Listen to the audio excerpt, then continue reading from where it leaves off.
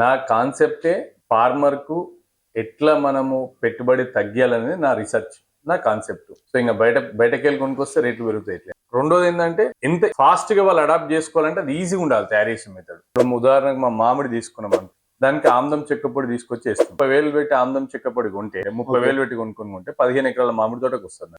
అదే 15 ఎకరాలకు మీరు యూరియా డిఏపి కొనేసిరు అనుకోండి, దగ్గర దగ్గర 1,50,000 అవుతుంది. మీకు ఆర్గానికే 100%, బట్ మీకు ఆమ్దం చెక్కపొడి చాలా చీప్ లో దొరుకుతుంది. అండ్ అది మీకు బోరాన్ డెఫిషియన్సీ, నైట్రోజన్ డెఫిషియన్సీ రెండు ఫుల్ఫిల్ చేస్తుంది. ఈ మందులు కొనుక్కొచ్చేదానికంటే దీంతో మీకు ఈల్డింగ్ పెరుగుతుంది, organic. At the same time మీకు ఎక్స్పెండిచర్ తక్కువ అవుతుంది. రెండోది ఏంటంటే ఆర్గానిక్ లా మీరు ఒక 3 years మీకు కొంచెం కష్టం అవుతుంది.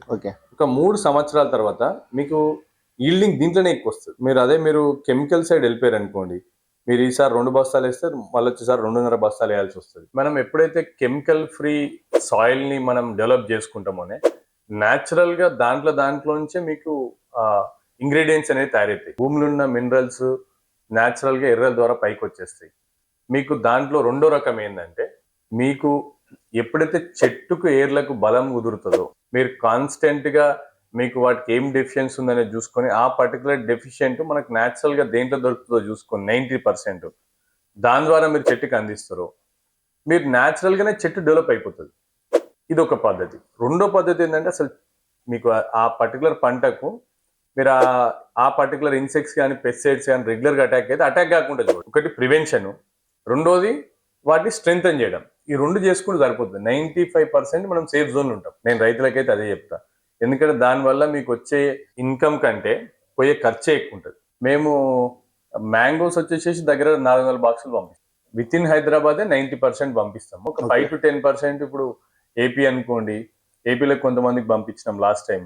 మన టీఎస్ఆర్టీసీలో వేసేస్తే వెళ్ళిపోతుంది మ్యాంగోస్. ఎంతనే మీకు మామిడి పండ్లు 1.5 days రీచ్ అయిపోతుంది. ఇక్కడ సిద్దిపేటలో వేస్తాం, సిద్దిపేటలో కొరియర్ వేసేస్తే వాళ్ళు రిసీవ్ చేసేసుకుంటారు. దానికో సపరేట్ టీం ఉంది. ఛత్తీస్గఢ్కి పంపించినాము, వెస్ట్ బెంగాల్కి పంపించినాము, త్రూ ఫ్లైట్ పంపించినాము. లోకల్ ఫారిన్ కంట్రీస్కి ఇప్పటివరకు పంపించలేదు. అంటే దగ్గర ఫ్రెండ్స్ ఉన్న దగ్గర ఆఫీసర్స్ హెల్ప్ చేసిన వాళ్ళు ఉండి వాళ్ళకు కొంచెం అవుట్ ఆఫ్ గ్రాటిట్యూడ్ లో మా తరఫుకి వెళ్ళి గుర్తింపు లాగా పంపిస్తాం. మాకు దగ్గర దగ్గర 600 చెట్లు ఉన్నాయి, 2 టన్నుల వరకు పంపిస్తాం.